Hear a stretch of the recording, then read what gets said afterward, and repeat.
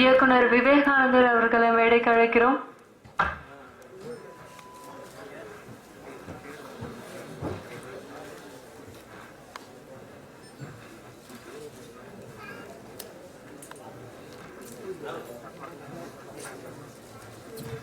வணக்கம்.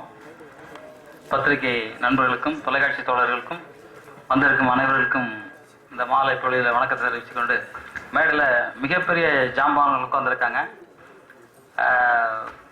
இந்த படம் மீண்டும் அம்மன், அதை பற்றி பேசணும்னாக்கா உண்மையிலே மிரட்டலாக இருந்துச்சு. இந்த படம் ட்ரெய்லரே அவ்வளோ அற்புதமாக இருந்துச்சு.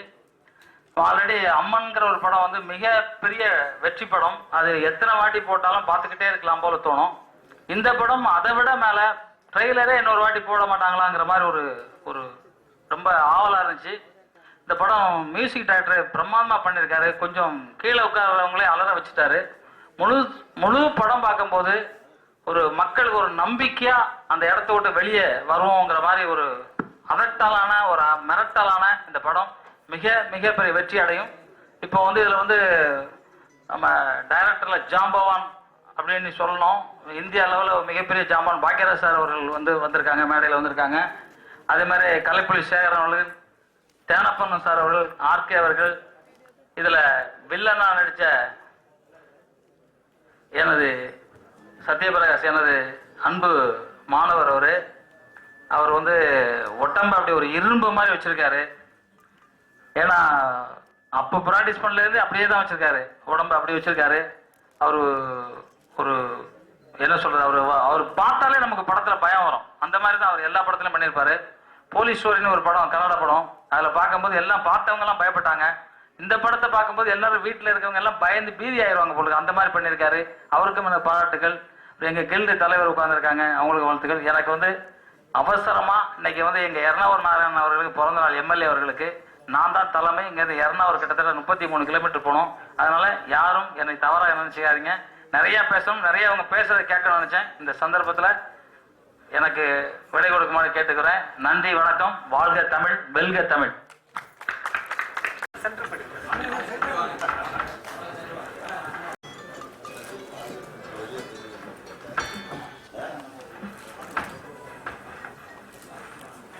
மூழ்க, மூச்சடக்க, முத்தெடுக்க கற்றுக் கொடுத்தவர் என் ஆசான், திரைக்கதையின் மூத்த குழந்தை, என் இயக்குனர் கே. பாக்யராஜ் அவர்கள் அமர்ந்திருக்கிற இந்த மேடை.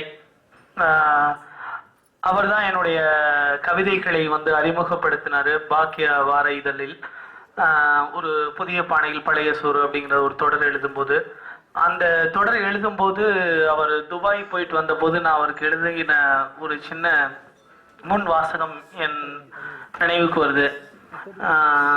வினாடிகளை கூட விமான பயணங்கள் விழுங்கிவிட்ட போதும், கழுத்தை நெரிக்கும் கால பற்றாக்குறையிலும், படப்பிடிப்பின் பரபரப்பு கிரையையும் என் கவிதைகளை வாசித்து சில குருட்டு குச்சிகளால் ரணப்படுத்தப்பட்ட என் கவிதைகளின் காயங்களுக்கு களிம்பு தடவி எனக்கு தாய்மை நிழல் தந்த திரை தாமரையின் ஓர் ஆண் சரஸ்வதி என் இயக்குனர் கே. பாக்யராஜ் அவர்களுக்கு நன்றியுடனும் நம்பிக்கையுடனும் என்று எழுதி கொடுத்திருந்தேன். அந்த வகையில் நான் பார்க்கக்கூடிய ஆண் சரஸ்வதியாக அவர் இந்த மேடையில் அமர்ந்திருக்கிறார். அவர் அமர்ந்திருக்கிற இந்த மேடையில் நான் இருப்பதை பெரிய பாக்கியமாக கருதுகிறேன். அப்புறம் வந்து இந்த பாடலுடைய ட்ரெய்லர், சாங்ஸ் இதெல்லாம் பார்த்துருப்போம். ரொம்ப நல்லா இருக்கு, ரொம்ப பிரம்மாண்டமா வந்திருக்கு. கோடி ராமகிருஷ்ணன் சார் சொல்லவே வேண்டாம். கிராஃபிக்ஸ் ஒர்க்கு அது இது எல்லாம் பயங்கர மிரட்டலாக இருக்குது. ரொம்ப சிறப்பாக வந்திருக்கு. இந்த படத்தினுடைய மொழி மாற்றம் செய்து அதனுடைய வசனங்களில் வந்து தெலுங்குல எந்த அளவுக்கு பண்ணாங்களோ அதே அளவுக்கு தமிழில் மிக சரியாக மொழிபெயர்த்து மிக பிரமாதமாக வசனம் எழுதி தமிழில் உருவாக்கி இருக்கிறார் அண்ணன் ஏ.கே. ராஜராஜா அவர்களுக்கு நிறைய நன்றிகள் சொல்லணும். தொடர்ந்து அவர் எனக்கு பாடல்கள் கொடுத்துட்டு இருக்கிறாரு. அவருக்கும் என்னுடைய மிகப்பெரிய நன்றிகள் மற்றும் எல்லாருக்கும் என்னுடைய நன்றி. வணக்கம். தமிழுக்கு என் வணக்கத்தை தெரிவித்துக் கொள்கிறேன். பொதுவா பெரியவங்கள்ல இருந்து சின்ன வரைக்கும் 3 விஷயங்கள்ல பார்க்க போர் அடிக்காது. ஒண்ணு கடலுடைய அலை, இன்னொன்று தொடர் வண்டி, இன்னொன்று யானை. இந்த 3 விஷயங்களை நம்ம எப்ப பார்த்தாலும் போர் அடிக்காம பார்த்துக்கிட்டே இருக்கலாம். அந்த வகையில 4வதாவும் ஒண்ணு சேர்த்திக்கலாம். அது இந்த அம்மன் திரைப்படம் என்று சொல்லலாம். அதே மாதிரி கிறிஸ்தவர்களுக்கு பைபிள் என்று ஒன்று இருக்கிறது, இஸ்லாமியர்களுக்கு குரான் என்று ஒன்று இருக்கிறது, இந்துக்களுக்கு பகவத்கீதை என்ற ஒரு வேத புத்தகம் இருக்கிறது. இந்த 3 வேதங்களிலும் சொல்லப்படாத ஒன்று எந்த வேதங்களிலும் நீ படி என்று சொல்லவில்லை. ஆனால் தமிழில் எழுதப்பட்ட திருக்குறளில் ஒன்றுதான் தொற்றனைதோறும் மணற்கேணி மாந்தற்கு கற்றவரும் அறிவு என்று மனிதனை படி என்று சொன்னது தமிழில் எழுதப்பட்ட திருக்குறளில் மட்டுமே. ஆகையால்தான் எந்த மொழி படங்களானாலும் தமிழ் மொழிகளில் வெகு சுலபமாக மொழியாக்கம் செய்யப்பட்டு விடுகிறது. வேறு எந்த மொழிகளிலும் பல கடினங்கள் இருக்கும், கடினமான உழைப்புகள் இருக்கும்.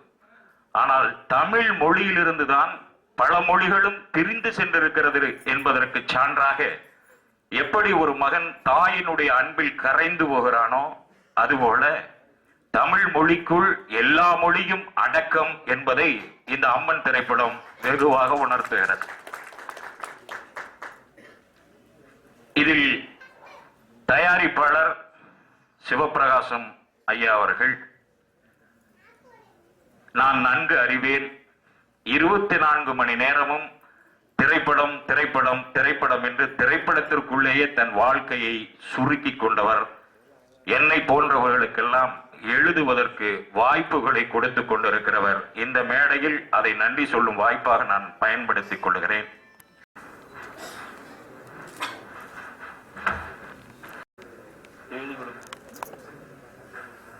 அனைவருக்கும் எனது மாலை வணக்கம். எப்படி இந்த திரையரங்கம் நிறைந்து இருக்கிறதோ அதே போல் இந்த படம் வெளிவந்து எல்லா திரையரங்கமும் நிறைந்து வசூலை வாரி கொடுக்க வேண்டும் என்று கடவுளை பிரார்த்திக்கிறேன். நன்றி, வணக்கம். மகிழ்வான மாலை வேலை விழாவினை சிறப்பதற்காக இங்கு திரண்டு வந்திருக்கின்ற துறைகளை சார்ந்த சான்றோர்களே, சாதனையாளர்களே, கோடி ராமகிருஷ்ணா தமிழகத்தின் கடை கோடி வரை தெரிந்த ஒரு இயக்குனர். அம்மன் என்ற படத்தின் மூலம் மாபெரும் வெற்றிகளை சாதனை செய்தவர். பொதுவாக வெற்றி என்பது பத்திரிகைக்காரர்கள் சொல்வதல்ல. வெற்றி என்பது அந்த படத்தை வாங்கிய விநியோகஸ்தர் சொல்லக்கூடிய சொல்தான் வெற்றி. அவர்கள் சொல்ல வேண்டிய இந்த படம் வெற்றியா வெற்றி இல்லையா என்று. அப்படிப்பட்ட அம்மன் மாபெரும் வெற்றி பெற்றது. பல விநியோகஸ்தர்களுக்கு பெரும் லாபத்தை ஈட்டி கொடுத்தது. பலரை சொத்து சுகம் வாங்க வைத்த படம் தான் அம்மன். அன்புக்குரிய தம்பி ராஜராஜன் அவர்கள் பல மொழிமாற்ற படங்களுக்கு, நூற்றுக்கணக்கான மொழிமாற்ற படங்களுக்கு வசனம் எழுதியவர். வருங்காலத்தில் மாபெரும் இயக்குநராக பரிமளக்க இருக்கிறவர். இந்த படத்தில் ஈடுபட்டு இருக்கிறார் என்றால் அந்த வெற்றிக்கு எந்த ஒரு எழளவும் சந்தேகமில்லை என்று அர்த்தம். டூ இட் அவர்ஸ், மேல நாடுகளிலே இந்த வார்த்தைக்கு ஒரு பெரிய மதிப்புண்டு. டூ இட் அவர்ஸ், உங்களுக்காகவே, பிளம்பருக்காக, நம் வீட்டிலே வாட்டர் ப்ராப்ளம் வந்தாலும் சரி, ட்ரைனேஜ் ப்ராப்ளம் வந்தாலும் சரி, டாய்லெட் ப்ராப்ளம் வந்தாலும் சரி, கரண்ட் ப்ராப்ளம் வந்தாலும் சரி, நாம் மணிக்கணக்காக நாட்களுக்காக காத்திருக்க வேண்டியிருக்கு. ஒரு சிறிய பிரச்சனை வந்தாலும் சரி, என்னவென்று நமக்கு தெரியாது. ஆனால் இன்றைய மேலை நாடுகளிலே அத்தகைய பிணக்குகள் அங்கு இல்லை. ஏனென்றால் அவர்கள் அதை சரி செய்வதற்கொள்வதற்காக தாங்களே படித்துக் கொள்கிறார்கள். அதை எளிமையாக்குவதற்காக ஆயிரக்கணக்கான கருவிகள் வந்திருக்கின்றன. கோடிக்கணக்கான லட்சக்கணக்கான லட்ச கோடிகள் அதிலே முதலீடு செய்யப்பட்டு மாபெரும் வெற்றி வளம் வந்து கொண்டிருக்கின்றன. அது போலதான் அத்தகைய வெற்றி இந்தியாவில் வர இருக்கிறது. நான் ஏன் சொல்கிறேன் என்றால், அந்த டூ இட் யுவர்ஸ் என்பது இன்று திரைப்படத்துறையிலும் வந்திருக்கின்றது. டூ இட் யுவர்ஸ் கேமரா சாதனங்கள் மிக மலிவாக வந்திருக்கின்றன. எந்த தொழில் நமக்கு கற்பனை என்றும் மனசுக்குள்ளே இன்று இயக்கம் செய்வோமா, நடிப்போமா, இசையமைப்போமா என்ற கற்பனையில் இருந்த இது என்று டூ இட் அவர்ஸ் நமக்காக நம்மவே செய்து கொள்ள வேண்டிய கற்பனை ஒரு நிகழ்வு வந்திருக்கின்றது. உதாரணமாக 2 தினங்களுக்கு முன் ஒருவர் எங்களுடைய சங்கத்திற்கு வந்தார். அவர் இயக்குகிறார், அவர் மனைவி இசையமைக்கிறார், அவர் புதல்வன் நடிக்கிறார். ஆக அவர்களே அவர்களுக்கு செய்து கொள்கிறார்கள். அத்தகைய ஒரு மிக எளிமையாக வந்து விட்டது. கற்பனை என்பதும் அந்த நிகழ்வு என்பதும் வானதும் நமக்கு வசப்படுமா என்றிருந்த காலம் இன்று நம்ம கைக்குள் வந்திருக்கின்றது. ஆனால் ஒன்று மட்டும் உண்மை, டூ இட் யுவர்ஸ் என்பது வீட்டில் உள்ள பிரச்சனையை தீர்ப்பது என்பது நமக்காகவே தீர்த்துக் கொள்வது. ஆனால் சினிமா என்பது பிறருக்காக செய்யப்படுவது. அது வியாபாரம். எவ்வளவு எளிமையாக வந்தாலும், எவ்வளவு ஈஸியாக இருந்தாலும் நீங்கள் சிறப்புரை எடுக்க வேண்டும். சிறப்புரை எடுத்தால்தான் அது வியாபாரத்தில் பரிமளிக்கும், வசூல்களை வாரி கொடுக்கும், உங்களது வாழ்க்கையும் வளமாக அமையும். ஆகவே அதன்படியிலே இன்று அம்மன் ஒரு மாபெரும் படமாக அமையவிருக்கிறது. அந்த வெற்றி படியிலே கோடி ராமகிருஷ்ணா தன் குழுவோடு ராஜராஜனோடும் அதில் நடித்த நடிகரோடும் அதை வாங்கிய விநியோகரோடும் பெரிய வெற்றியடைய வாழ்த்தை விளைவுகிறேன். நன்றி, வணக்கம்.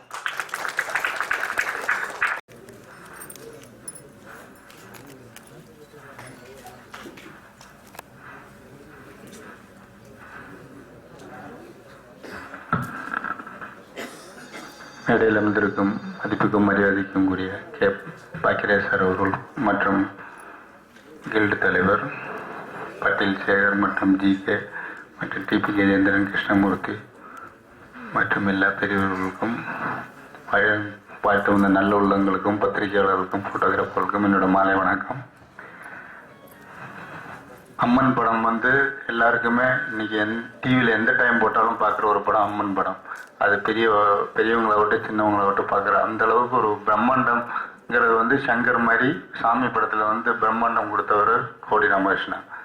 அவர் எடுத்த படம் உங்களுக்கு தெரியும். அம்மன் ஆகட்டு, அருந்ததி ஆகட்டு, அந்த வரிசையில் இந்த படம் நிச்சயமாக அந்த ட்ரைலர் பார்க்கும்போது தெரியுது. அதில் ஒரு நல்ல பெரிய ஒரு அவரோட உழைப்பு தெரியுது. நிச்சயமாக அந்த படம் நல்ல வெற்றி படமாக இருக்கும். அப்புறம் இதில் என்ன ஒரு பெரிய சொல்லணும்னா, கே பாக்கியராஜ் சார்கிட்ட ஒரு எல்லா பெரிய படத்துக்கும் போவார், எல்லா சின்ன படத்துக்கும் போவார். அதுக்காக அவருக்கு ஒரு நன்றி சொல்கிறேன். அவர் எல்லா ஆடியோ ரிலீஸுக்கும் சரி, எதுக்கு கூப்பிட்டாலும் முகம் சொல்லிக்காமல் இதே மாதிரி வர்றவங்களுக்கு எல்லாருக்கும் என்கரேஜ் பண்ணுறதுக்காக வர்றதுக்காக அவருக்கு ஒரு நன்றி சொல்லி விடைபெறுகிறேன். நன்றி, வணக்கம்.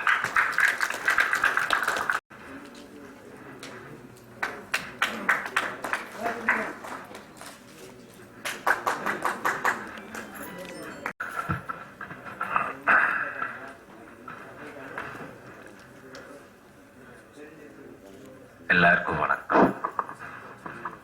இப்போ என் பேர் சத்யபிரகாஷ்.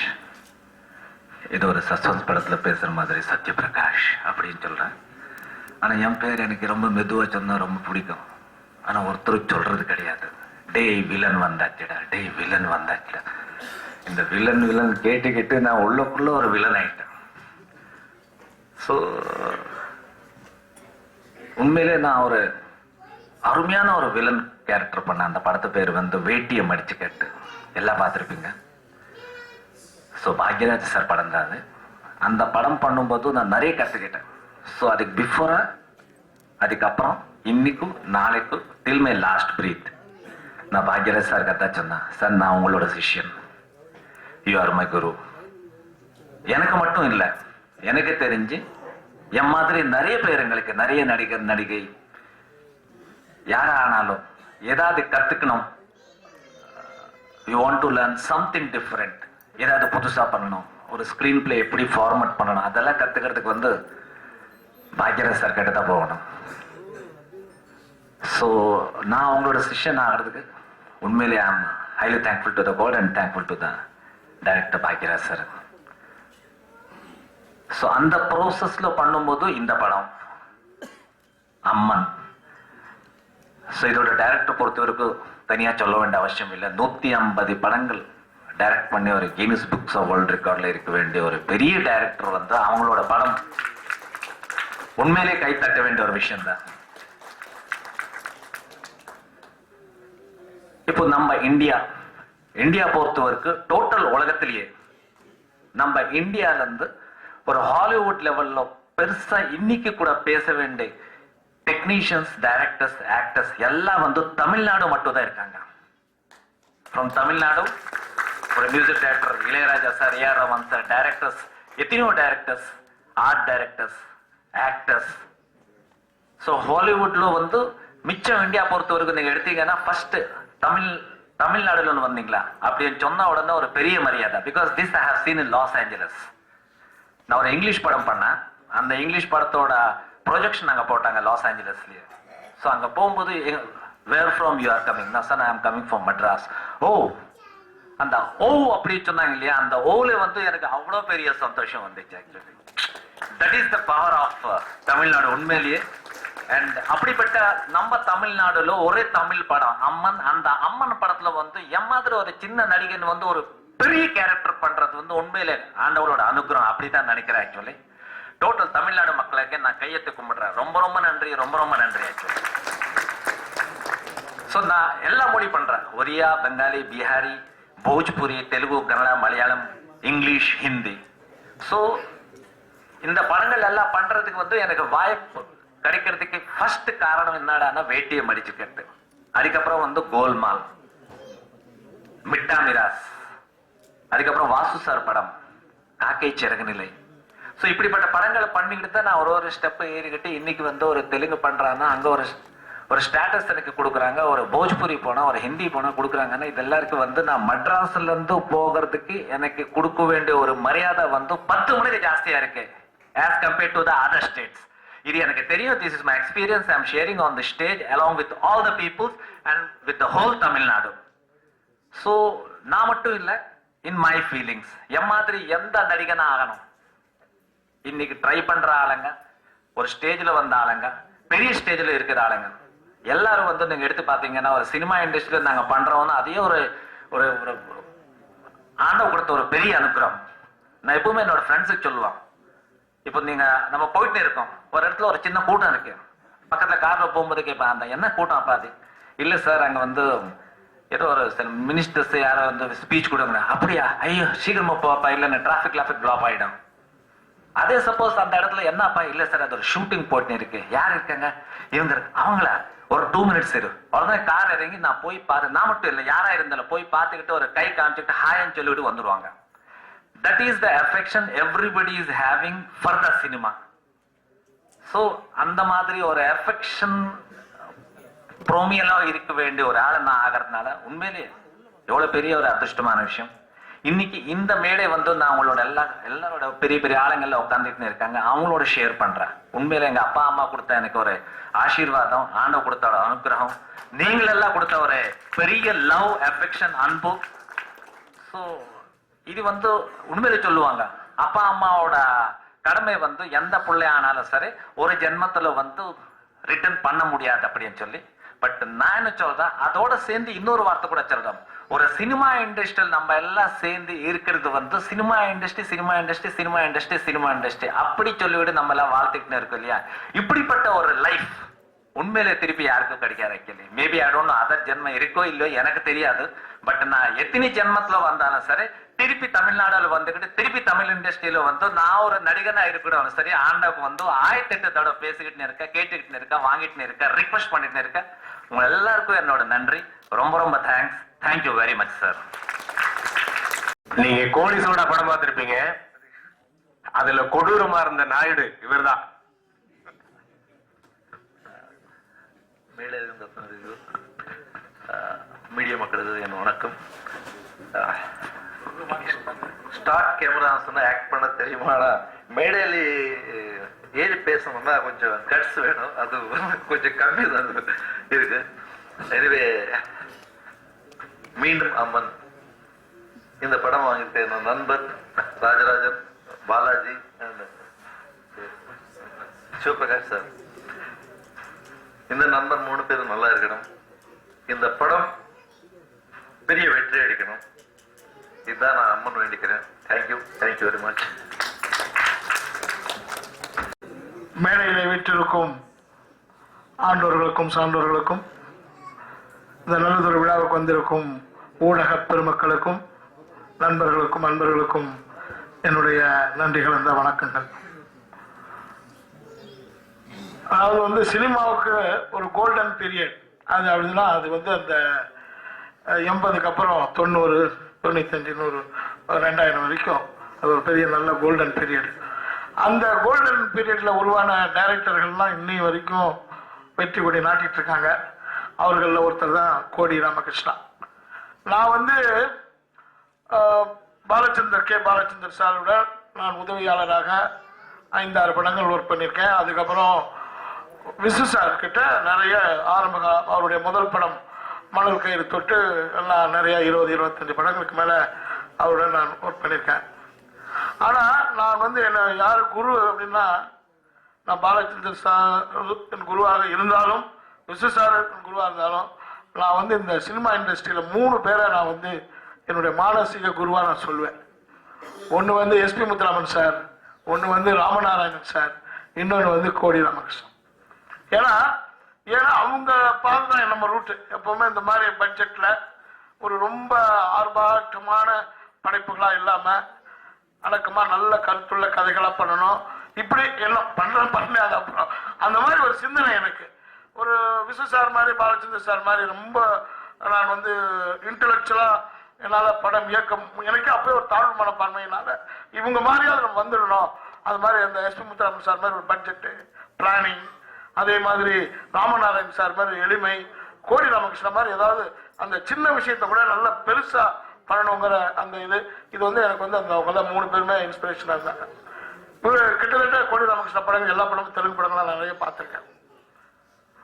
அவர் வந்து இங்க நம்ம எல்லாம் கலந்துதான் அப்படி பாக்கியராஜ் சாருடைய கதைகள்லாம் பாத்தீங்கன்னா அப்படியே டப்புக்குன்னு அவர் வந்து அப்படி மாற்றி லைட்டா மாத்தி அப்படியே திசை மாத்தி பண்ணுவாரு. திருப்பி அது நம்ம அதை வந்து ரீமேக் எல்லாம் பண்ணிருக்கோம்.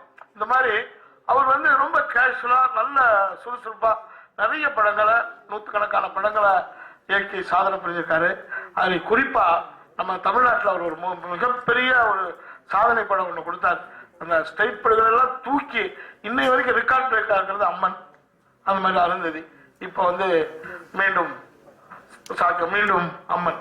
அது வந்து இப்ப எல்லாமே இந்த அதாவது இப்போ வெற்றி படங்கள் உதாரணம் இந்த பில்லா அந்த மாதிரி நிறைய வில்லத்தனமான படங்களை எல்லாம் பார்ட் 2 பார்ட் 1 அப்படி எடுக்கிற மாதிரி இப்ப அம்மனும் மறு அவதாரம் எடுத்து பார்ட் 2வா வந்திருக்கு. நிச்சயமா அந்த அம்மன் பாடம் மாதிரி இந்த படமும் நிச்சயமா வெற்றி அடையும். இதனுடைய தயாரிப்பாளர் திரு சிவபிரகாஷ் அவர்கள் நமக்கு ரொம்ப தெரியும். அவர் வந்து சாதாரணப்பட்ட அல்ல. அவர் வந்து அருப்புக்கோட்டை சேர்மன். அவர் வந்து பெரும் புள்ளி பொருளாதாரத்திலே நல்ல நல்ல ரொம்ப நிறைய வசதியானவர் தான். ஆனா அவர் நினைச்சா பெரிய ஹீரோக்களை வச்சு ஸ்ட்ரெயிட்டா நிறைய கோடிக்கணக்கா ஒரு 10 கோடி 15 கோடிக்கு படம் எடுக்க முடியும். ஆனா அதை விட்டுட்டு அவர் வந்து சின்ன படம் இந்த மாதிரி டப்பிங் ஒரு சின்ன அது வந்து உண்மையிலேயே நான் வந்து பாராட்டுகிறேன். ஏன்னா அப்படி மார்க்கெட்டிங் தெரிஞ்சுக்கிறாரு. அதாவது சினிமா சூழல் எப்படி இருக்கு, அது வந்து தேட்டரிக்கல் எப்படி இருக்கு, இதெல்லாம் தெரிஞ்சுக்கிட்டு அவர் வந்து கால் ஊனி இருக்காரு.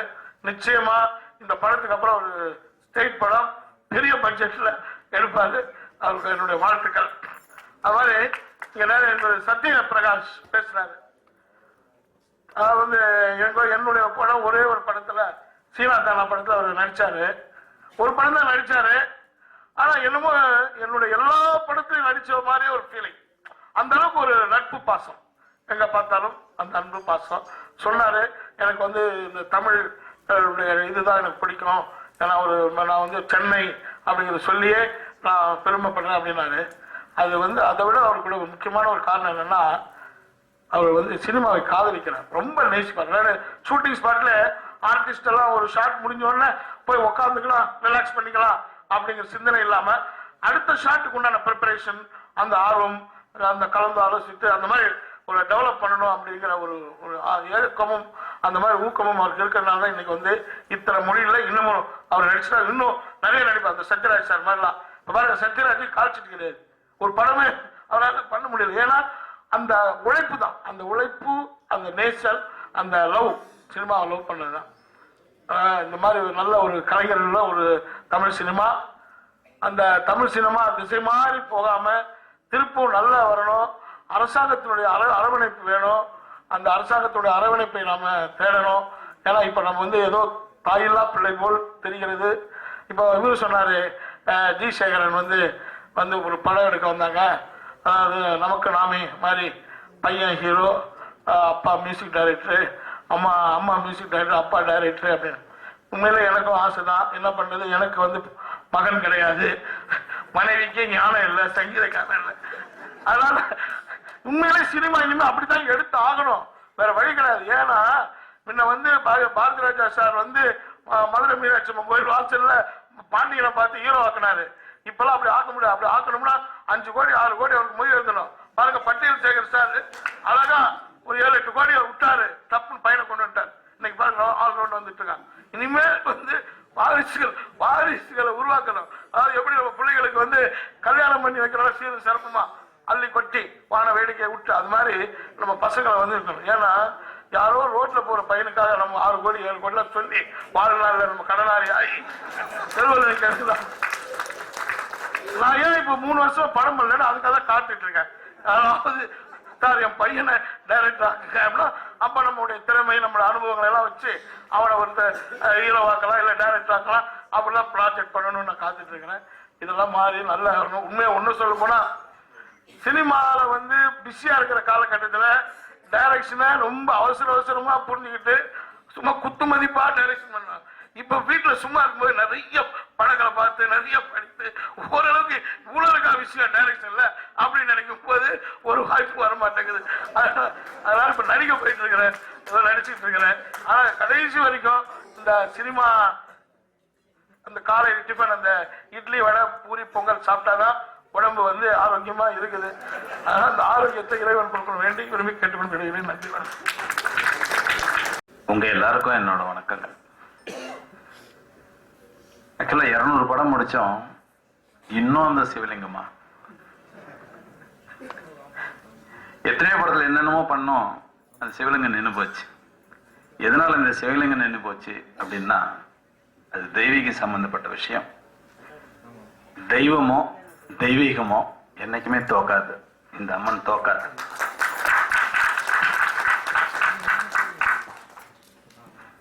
இன்னைக்கு நாடு வந்து நிறைய முன்னேறிக்கிட்டு இருக்கு பல விஷயங்கள்ல. அதே சமயத்துல தெய்வ பக்திலையும் பயங்கரமா முன்னேறிட்டு இருக்கு. உங்க எல்லாருக்குமே தெரியும், ஒரு 10-15 வருஷத்துக்கு முன்னாடி நம்ம யாருக்குமே பிரதோஷம், சனி பிரதோஷம், சந்திராஷ்டமம் இதெல்லாம் தெரியாது. இன்னைக்கு நியூஸ் பேப்பரை திறந்த உடனே ஹெட்லைனை படிக்கிறோமோ இல்லையோ, ஸ்ட்ரெயிட்டா ராசி பலன் பேப்பர் போயிட்டு நம்ம ராசிக்கு இன்னைக்கு எப்படி இருக்குன்னு பாக்குறோம். ராசி பலன்லையும் கீழே இன்னைக்கு சந்திராஷ்டமம் யாருக்கு அப்படின்னு போடுற அளவுக்கு, அதாவது சந்திராஷ்டமம் அன்னைக்கு என்னென்ன செய்யக்கூடாதுன்னு எல்லாருக்கும் தெரிஞ்சிருக்கிறதுனால தான் சந்திராஷ்டமத்தை இன்னைக்கு போட ஆரம்பிச்சிட்டாங்க எல்லா ராசி பலன் கீழையும். அந்த மாதிரி தெய்வத்தை நம்புற நாட்கள் இன்னைக்கு வந்துகிட்டு இருக்க நேரத்துல, சரியான நேரத்துல இந்த அம்மன் படம் வருது. இந்த தெய்வீகமான படம் ஷுவரா பெரிய சக்சஸ் கொடுக்கும், எல்லார் மனசுலயும் நிக்கணும். இவங்க எல்லாம் நல்லா இருக்கணும்னு வாழ்த்தி உங்ககிட்ட இருந்து விடைபெறேன். நன்றி, வணக்கம். பெரியோர்கள், எனக்கு வயசுல குறைஞ்சபடி சேர்ந்து ஊடக நண்பர்கள், பத்திரிகை நண்பர்கள், வணக்கம். எனக்கு இந்த பக்தி படங்களை பத்தி அதிகமா பேச தெரியாது. அது எல்லாருமே பேசிட்டாங்க. சில வார்த்தைகள் நான் பேசுறது ரொம்ப ஆசைப்படுறேன். இப்போ இன்னைக்கு மார்னிங் என்னோட படத்தோட ஆடியோ வானவராயன் மல்லவராயன், இன்னைக்கு மார்னிங் தான் ஒரு உண்மை தெரிஞ்சது. பாக்கியராஜ் சார் வந்து என் படத்துக்கு இன்டைரக்டாவே நிறைய ஹெல்ப் பண்ணியிருக்காரு. அது எல்லாரும் நினைச்சு கூட பார்க்க முடியல.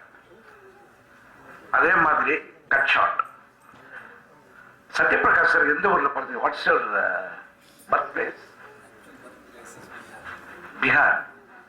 ஸோ என்னுடைய ஆசை என்னன்னா, அடுத்தது வந்து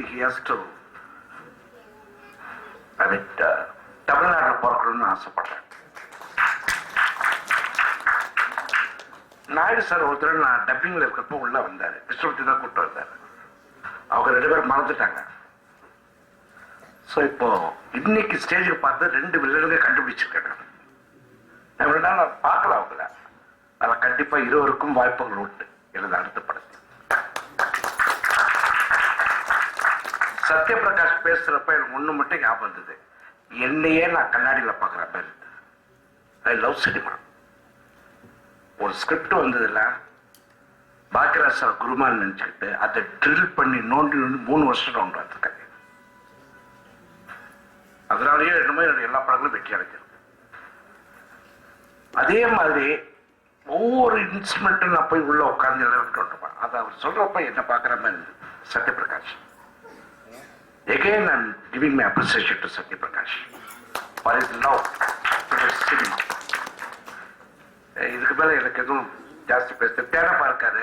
அவர் உண்மையிலே உழைப்பாளி, மற்றவர்களுக்காக உழைக்கிறது. எனக்கு விவரம் தெரிஞ்சதுலேருந்து ப்ரொடக்ஷன் மேனேஜர்லேருந்து நீ ப்ரொடியூசர் ஆகி ப்ரொடியூசர் கமிட்டி மெம்பர் ஆகி கமிட்டி மெம்பர்லேருந்து செக்ரட்டரி ஆகி பல படங்களுக்கு உதவி பண்ணியிருக்கேன். அது மாற்று கருத்து இல்லை. அதே மாதிரி டிபி கஜேந்திர சாருக்கும் ரொம்ப ஆசை நாங்கள் யுனைட் பண்ணணுன்ட்டு. அது ரொம்ப நடக்கவே போயிட்டு இருக்கு. அவர் சொல்ல ஒரு படம் எடுக்கணும்னா மினிமம் 6 கோடி கையில் இருக்கும். 6 கோடிக்கு குனியணும், ஏதோ 2 பண்ணணும், அப்படி இருக்கு நீங்க நிலைமை. ஸோ தயாரிப்பாளருக்கு சிவபிரகாஷ் சார் நான் பார்த்துருக்கேன், அடிக்கடி பார்ப்போம். நாங்கள் இந்த படத்துக்கு மிகப்பெரிய வெற்றி அடைஞ்சு டைரக்ட் ஃபிலிம் எடுக்க சொல்லி நான் கேட்டுக்கிறேன். அவரு சொன்ன மாதிரி சும்மா சேர்மன் கையில படத்தை எடுத்து குளிச்சு வச்சுக்கீங்க, வாங்க வந்து நல்ல பிரம்மாண்டமா தேவைப்படுறாங்க. உங்களுக்கு வெல் விஷஸ் எத்தனை பேர் இருக்காங்க, ஏன் எடுக்கக்கூடாது நீங்க? ஸோ ஆக என்னுடைய நல்வாழ்த்துக்கள். Thanks a lot. லெட் மீண்டும் moment be very successful. Thank you.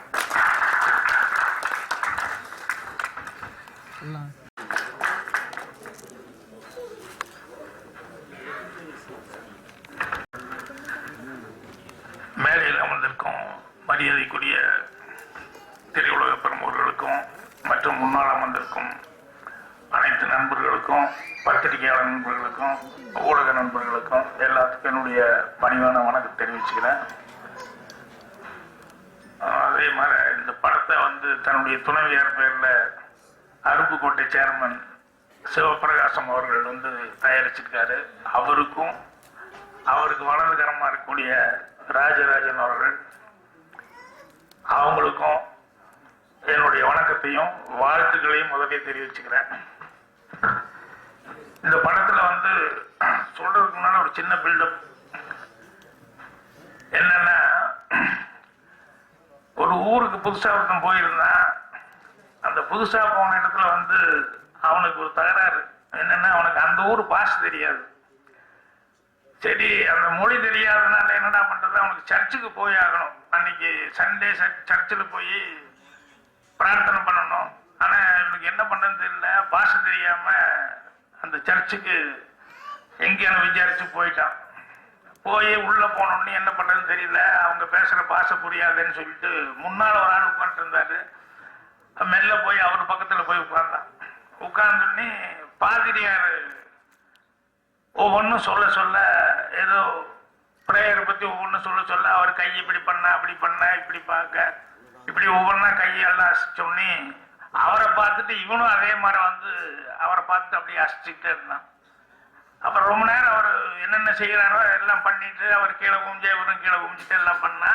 கடைசியா பாதிரியார் என்னமோ சொன்னாரு. உடனே அந்த ஆள் எந்திரிச்சான். உடனே இவரும் அந்த ஆள் எந்திரிக்கிறான்னு சொன்னி இவரும் எந்திரிச்சிட்டாரு. எந்திரிச்சொன்னி பாதிரியார் பக்கத்துல ஒரு அம்மான்னு இருந்தாங்க, கையில குழந்தைய வச்சுக்கிட்டு. அந்த அம்மா குழந்தைய கீழே வச்சுட்டு வந்து இந்த ஆளை ஓங்கி ஒரு அறை விட்டாங்க. இவனுக்கு ஒன்றும் புரியல, எதுக்கு நான் ஒன்றும் பண்ணல என்னன்னு. அப்பதான் அவனுக்கு விஷயம் தெரியுது. என்னன்னா, அங்க அந்த குழந்தைய வச்சுட்டு இருந்தாங்க அந்த அம்மா. அந்த குழந்தைக்கு வந்து ஞானஸ்தானம் பண்றதுக்காக அன்னைக்கு கொண்டு வந்திருக்காங்க. அந்த அம்மாவுடைய புருஷன், அந்த குழந்தையோட அப்பா தான் இவன் பக்கத்துல உட்காந்து இருந்தது. எல்லாம் செஞ்சோன்னு இவனும் அதே மாதிரி எல்லாம் செஞ்சுட்டு இருந்தான். கடைசியில பாதிரியார் குழந்தையோட அப்பா எந்திரிச்சு வாங்கன்னு அவர் எந்திரிச்சு போனோன்னு இவனும் சேர்ந்து எந்திரிச்சு வந்தான். அதுலதான் அந்த அம்மாவுக்கு வந்து பயங்கர கடுப்பாயி ஓங்கி விட்டாங்க. ஏன் இங்க வரும்போது ஞாபகம் வந்ததுன்னா, நான் வரும்போது பாட்டு போட்டாச்சு, ட்ரெயிலரு எல்லாம் முடிஞ்சு போச்சு. இப்போ ஒண்ணுமே பார்க்காம எப்படி பேசுறது? சரி முன்னால பேசுறவங்களை வச்சு அப்படியே அட்ஜஸ்ட் பண்ணி ஏதாவது பேசலாமான்னா இந்த கதை ஞாபகம் வந்துருச்சு. வேண்டாம், தெரியலன்னா தெரியாம பேசாம இருந்துக்கோ, தெரிஞ்ச மாதிரி பேசி கீசி அப்புறம் அந்த ஆள் வாங்கி கட்டின மாதிரி வாங்கி கட்டக்கூடாது அப்படின்னு. ஸோ இந்த படத்தை பொறுத்த வரைக்கும் இதுல எல்லாமே மெயின் டைரக்டர் கோடி ராமகிருஷ்ணா. அவர் வந்து 150 படத்துக்கு மேல செஞ்சிருக்காரு. ஸோ எனக்கு பிடித்த தெலுங்குல நானும் ரசிக்கிற ஒரு நல்ல கமர்ஷியல் டைரக்டர். இந்த காலத்துல கமர்ஷியல் டைரக்டருங்கிறது சாதாரண விஷயம் இல்லை. எந்த காலத்துலயுமே கமர்ஷியல் டைரக்டருங்கிறது கஷ்டமான ஒரு விஷயம். ஆனா சொல்லும் போது ஈஸியா சொல்லிடுவாங்க கமர்ஷியல் டைரக்டர்னு. அந்த கமர்ஷியலா ஓட வைக்கிறதுக்கு உண்டான அந்த யோசனைகள்லாம் இருக்கு, அந்த அது திங்க் பண்றதுங்கிறது அது சாதாரண விஷயம் இல்லை. ஸோ அவர் அவ்வளோ சக்சஸ்ஃபுல் கொடுத்துருக்காரு. அடுத்தபடியாக பார்த்தா அம்மனை நடிச்சது நம்ம ஆளு பானுப்பிரியா. அப்புறம் யார வில்லன்னா அது நம்ம ஆளு சத்யா. இப்படி இந்த படத்தில் இருக்கிறவங்க எல்லாம் ரொம்ப நமக்கு வேண்டப்பட்ட ஆட்களா இருந்தாங்க. அப்படி இங்க வந்ததுக்கு அப்புறம் தான் அருண் பாரதி நம்ம ஆள் வந்து பாட்டு எழுதியிருக்காப்புல அப்படின்னு சொல்லிட்டு கூப்பிடும் போது தான் நானே தெரிஞ்சுக்கிட்டேன். பரவாயில்லையே, அம்மன் படத்துல பாட்டு எழுதியிருக்காப்புல அப்படின்னு சொல்லிட்டு. ஸோ இந்த படத்துல வந்து டைலாக்ஸ் எல்லாம் வந்து எழுதுறதுங்கிறது வந்து எனக்கு டப்பிங் படங்களுக்கு ஒரே ஒரு படம் தான் நான் எழுதினேன், மகதீரான்னு சொல்லிட்டு. அது தானே ரிக்வஸ்ட் பண்ணி கேட்டாரு, சார் உங்க பேரெல்லாம் வந்தா கொஞ்சம் மரியாதையா இருக்கு இந்த படத்துக்கு அப்படின்ட்டு. அதுக்கப்புறம் நான் எங்கேயோ ஷூட்டிங் ஸ்பாட்ல நடிக்கிற படத்துக்காக போனப்போ கேரவன்ல போட்டு ஒவ்வொரு தடையும் அந்த டைலாக பார்த்துட்டு அது கூட நான் பேசி பார்த்து எழுதும்போது தான் இந்த ரீமேக், அதாவது டப்பிங் பட ரைட்டர்கள்லாம் எவ்வளவு பிரமாதமா வந்து எவ்வளவு கஷ்டப்பட்டு நமக்காக வந்து எவ்வளவு சின்சியரா அவங்க உழைச்சு வந்து அதை கொண்டு வர்றாங்க அப்படின்னு சொல்லிட்டு. ஏன்னா சிலதெல்லாம் வந்து சொல்லும் போதே அங்க நானா அப்படின்னு சொல்லி வந்துடும். நானான்னு வந்து இங்க அப்பான்னு சொல்லி சொன்னோம்னா லிப்பு சேர்ந்துக்கும், அப்பான்னு சொல்ல முடியாது. அதே கொஞ்சம் படிச்ச கேரக்டர்னா நானாங்கிறதுக்கு டாடின்னு தான் ஒன்றும் தெரியாது. இல்லைன்னா அந்த அப்பாவுக்கு என்னடா போடுறது நானாங்கிறதுக்குன்னு சொல்லிட்டு மண்டை உடச்சிக்கிட்டு உட்கார்ந்துட்டு இருப்போம். அது க்ளோஸ்அப்ல வேற எடுத்து வச்சுட்டாங்கன்னா அவ்வளோ கஷ்டமா இருக்கும். ஸோ அந்த மாதிரி டப்பிங் படங்கள்ங்கிறது வந்து எதுவுமே சாதாரண விஷயங்கள் இல்லை. அதுக்கு பாட்டு எழுதுறதும் கஷ்டம், டைலாக் எழுதுறதும் கஷ்டம். அந்த மாதிரி படத்தை வந்து சிறப்பா ஓட்டுறதுங்கிறது வந்து, ஏன்னா நான் வந்து வீரத்திலகம் படமெல்லாம் வந்து அந்த காலத்துல விழுந்தடிச்சு போய் பார்த்தேன். அந்த படமெல்லாம் வந்து தமிழ் படத்துக்கு ஈக்குவலா இன்னும் சொல்ல போனோம்னா அதை விட அதிகமான கலெக்ஷன்ல வந்து அந்த படங்கள்லாம் ஓடிச்சு. ஸோ இந்த அம்மன் அப்படின்னு சொல்லும்போது எனக்கே பர்சனலா வந்து அம்மன் அப்படின்னு சொல்லும்போது நிறைய நினைச்சு பார்த்தேன் பிளாஷ்பேக். என்னன்னா முதல் மெட்ராஸுக்கு புறப்படும் போது சினிமாவை நோக்கி வரணும் போது வீட்டில் எல்லாரும் எதிர்ப்பு இருந்தாலும் காலையில பெட்டி எடுத்துட்டு 5:30 மணிக்கு வீட்டில் சொல்லாம கிளம்பிட்டேன். எங்க நேரம் போனேன்னா மேட்டுப்பாளையத்துல நெல்லித்துறைன்னு ஒரு இடம் இருக்கு, அங்க பத்ரகாளியம்மன் கோயில் இருக்குது. அங்கதான் போய் நான் நல்லபடியா வரணும் அப்படின்னு சொல்லி அங்க அம்மன் கிட்ட கும்பிட்டு அதுக்கப்புறம் தான் மெட்ராஸுக்கு வந்தேன். இங்க வந்ததுக்கு அப்புறம் பார்த்தா ஃபர்ஸ்ட் படம் ஒர்க் பண்றேன் எங்க டைரக்டர். அவரு 16 வயதுல செந்தூரப்பவே சாங் எடுக்கிறது. அவரும் மைசூர்ல வந்து ஒரு அம்மன் கோயில தான் ஃபர்ஸ்ட் அங்க சாமி கும்பிட்டு ஃபர்ஸ்ட் ஷாட் எடுக்க ஆரம்பிச்சாரு. அப்ப நானும் இங்க வந்து டைரக்டர் ஆகும்போது இங்க வந்து கண்டிப்பா நான் வந்து ஏதாவது பிரார்த்தனை பண்ணிட்டு ஏதாவது செலுத்திட்டு போறேன், அதனால நானும் நல்ல டைரக்டரா வரணும் அப்படின்னு நினைச்சிட்டேன். அதுக்கப்புறம் பார்த்தா எனக்கு கல்யாணம் ஆனது திருவேற்காடு கருமாரியம்மன் கோயில்ல. இது எல்லாத்தோட என்ன தேனாம்பேட்டையில் இருக்கும்போது ஆலயம்மன் கோயில் இருக்குது. அந்த கோயில்ல ரெகுலரா போய் சாமி கும்பிட்டு இருப்போம். இந்த கவுண்டமணி வந்து அப்ப நடிக்க வைக்கணும்னு சொல்லி நானும் எல்லாரும் ஒரே ரூம்ல இருந்துட்டு இருந்தோம். ஸோ கவுண்டமணி வந்து எப்படியாவது கிழக்கே போகையில் நடிக்க வைக்கணும் அப்படின்னு சொல்லும்போது எங்க டைரக்டருக்கு பிடிக்கல. கவுண்டமணியா யோ சும்மாரியா அப்படின்ட்டாரு. அவர் வந்து வேற ஆளா போடலான்னு சொல்லிட்டு இருந்தாரு. நானும் பாலகுரன்னா இல்லைங்க கவுண்டமணி நல்லா இருக்கும், மணி செஞ்சாலும் ரொம்ப கரெக்டா இருக்கும் அப்படி இப்படின்னு சொல்லி ராஜகண்ணு சார்கிட்ட நீங்க கொஞ்சம் சொல்லுங்க அப்படின்னா, உங்க டைரக்டர்கிட்ட போய் நான் சொல்ல மாட்டேன், அந்த ஆள் பிடிவாத முடப்பாதமா பேசுவாரு அப்படின்னாரு. நாங்களும் டெய்லி சொல்லிட்டு இருக்கோம். அப்புறம் டெய்லி யாராருக்கோ டெஸ்ட் எடுத்துட்டு இருந்தோம். அப்ப நான் கொஞ்சம் கூட இருந்து டைலாக் எல்லாம் சொல்லும் போது எங்க டைரக்டர் திடீர்னு ஒரு நாள் யோ நீயே நடிச்சதையா அந்த ரோடுன்னாரு. யார் காந்திமதி அம்மாவோட நானா? என்ன சார் திடீர்னு இப்படி சொல்றீங்க அப்படின்னா, இல்லையா நீ நடிக்கிறது நல்லா இருக்கு, அது கொஞ்சம் ஏதாவது பண்ணிக்கலாம் ஹோல்டு பண்ணிக்கலாம், அதெல்லாம் ஒன்றும் வேண்டாம் சார் அப்படின்னு சொல்லிட்டு கவுண்ட் பண்ணி ரொம்ப கரெக்டாக இருக்குன்னு வேணா ஒரு டெஸ்ட் எடுக்கலாம் அப்படிங்கிற மாதிரி சொல்லி நீங்க பாருங்க விக்கு வச்சுட்டு ஐயோ அவருக்கு முடியும் இல்லை ஒன்றும் இல்லைன்னா அந்த காலத்துலேயே அவருக்கு இல்லை முடியும் இல்லை ஒன்றும் இல்லை எப்படி சார் விக்குன்னு ஒன்று இருக்கு சார் இருக்குது அதை வச்சு எப்படியாவது எடுத்துருவோம், நாங்கள் ஒரு டெஸ்ட் எடுத்து வரோம், நீங்கள் பாருங்க உங்களுக்கு பிடிச்சிருந்தேன்னா அப்புறம் வச்சுக்கோங்க அப்படின்னு. அப்புறம் சரின்ட்டு என்னமோ பண்ணுங்கய்யா எடுங்க பார்க்கலாம் அப்படின்னாரு. அதுக்கப்புறம் விக்குலாம் செட்டப் பண்ணி அப்புறம் கமெண்ட் பண்ணி கூப்பிட்டு போய் டைலாக் எல்லாம் நல்லா சொல்லி கொடுத்து அவர் ஒரே ஒரு பரஸ்டத்தில் இருக்காரு. ஒன்றும் இல்லை மணி எப்பவும் தான் நீங்கள் ஒன்றும் பயப்படாதீங்க அப்படி சொல்லி நீங்கள் செய்யுங்க அப்படின்னு. அப்புறம் செஞ்சு டெஸ்ட் எடுத்துட்டு வந்து நைட்டில் 10 மணிக்கு 10:30 மணிக்கு ஒரு ப்ரிவியூ தேட்டரில் வந்து போட்டோம். போட்ட உடனேயுமே ஸ்க்ரீனில் அவர் வந்த உடனேயுமே நானும் பாலகுரன் நல்லா அப்படின்னு சிரிக்கிறான். எங்கள் டைரக்டர் அப்படியே பார்க்குறாரு, ஏய் பிளான் பண்ணியே நீங்கள் வந்திருக்கீங்க அப்படின்னா சார் ராஜ்கண்ணு சார் எல்லாம் சிரிக்கிறார், நாங்கள் சிரிக்கிறது ஓகே, அவர் கூட சிரிக்கிறார் பாருங்க சார். அப்புறம் அப்படியே பார்த்தாரு, முன்னாள் இருக்கிற ஆளுகள் எல்லாம் பாருங்க சார், அவங்க எல்லாம் கூட சிரிக்கிறாங்க அந்த பசங்கள்லாம் அப்படின்னா. எல்லாரும் சேர்ந்து எப்படியோ நம்ம பேத்திட்டீங்கயா சரி தொலை அப்படின்னு சொல்லிட்டு அந்த ஆளே நடிக்கிட்டோம் அப்படின்னாரு. எப்போ ராத்திரி 11 மணிக்கு. அதுக்கப்புறம் நான் கப்பூரம் வாங்கிட்டு, எனக்கு தெரியும் மணி வந்து தூங்க மாட்டாப்புல, உட்காந்துருப்பாப்புல, எல்டாம்ஸ் வாசல் உட்காந்துருப்பாப்புல அப்படின்னு. அப்புறம் நேராக போனோடனே எல்டாம்ஸ் வாசல் உட்காந்துருந்தாப்புல, என்னாச்சு ராஜன் அப்படின்னாரு.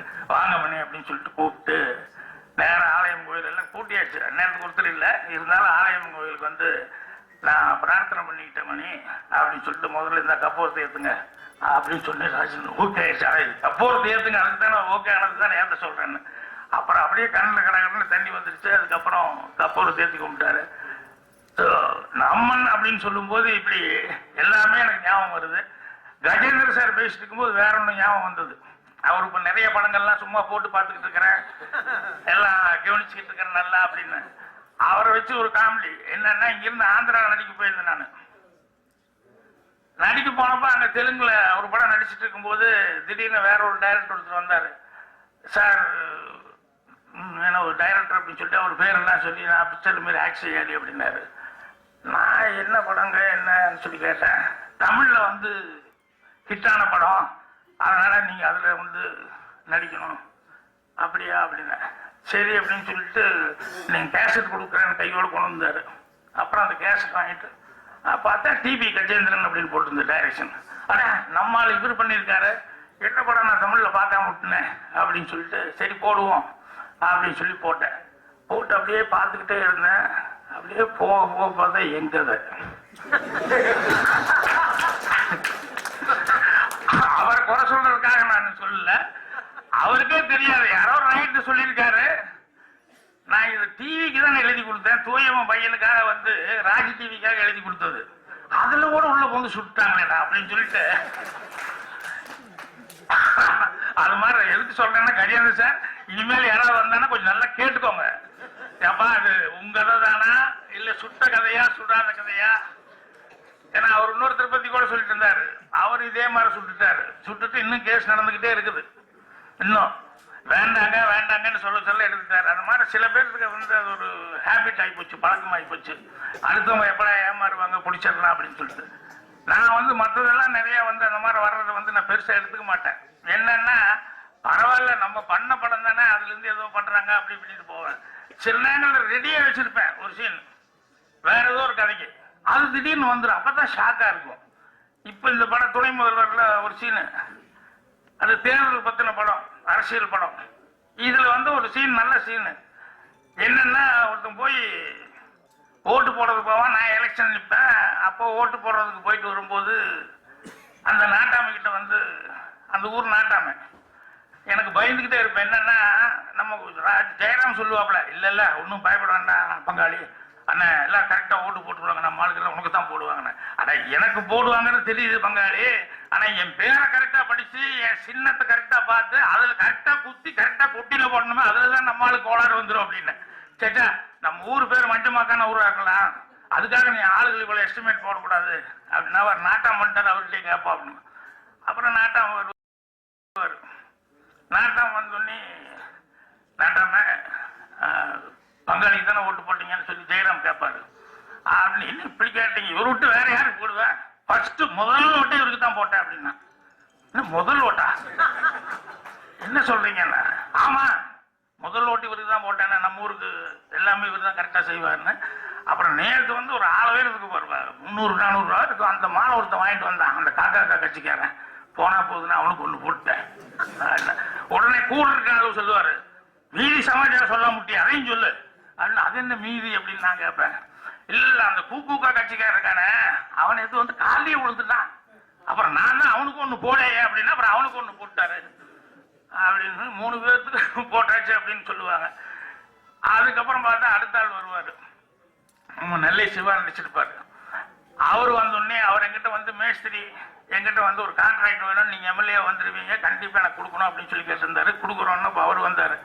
அவர் வந்தோடனே கேட்டா, யாருக்கு என்ன இதா இருக்கு, இவரை விட்டு வேற யாருக்கு நான் போட போறேன்னு அவர் இதே மாதிரி சொன்னாரு. அதுக்கப்புறம் நிஜமா சத்தியமா போட்டு அவருக்கு தான் போட்டிருக்கீங்களா? அதான் திருச்செந்தூர் முருகன் மேல சத்தியம். அந்த திருச்செந்தூர் முருகன் எல்லாம் கிடையாது, என் கையில சத்தியம் பண்ண, நீ இவருக்கு தான் போட்டேன்னு சத்தியம் பண்ண. எனக்கு இந்த சந்தேகம் வரும்னு தெரியும் பாரு, அதுக்கு தான் நான் பாரு அந்த பெட்டி அந்த இதையே கொண்டு வந்துருக்கிறேன் அப்படின்னு பேலட் பேப்பர் எடுத்து நீட்டுவார். இது வந்து ஆல்ரெடி வடிவேலு படத்துல வந்து சுட்டுட்டாங்க. இது எங்க கதைக்கு இது. இதுக்கப்புறம் ஆர்டர் வேற இருக்குது அடுத்தது. ஏன்னா இதை எடுத்துக்கிட்டு நான் எலெக்ஷன் கமிஷன்கிட்ட வேற போவேன்.